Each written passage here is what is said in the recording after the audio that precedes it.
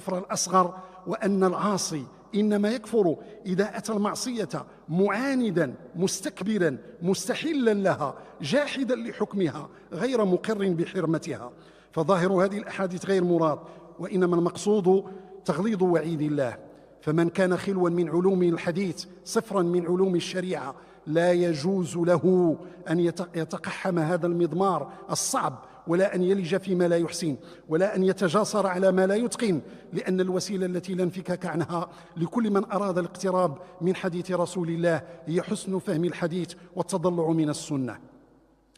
أما المنهج الوسط في التعامل مع السنة فهو قبولها بشروط، ومن بين هذه التيارات المتعاملة مع السنة يخرج المنهج الأمثل في وسطية واعتدال وابتعاد عن جحود نصوص السنة ومخالفتها وردها بأهواء النفوس، وتنزه عن قبول الغث والسمين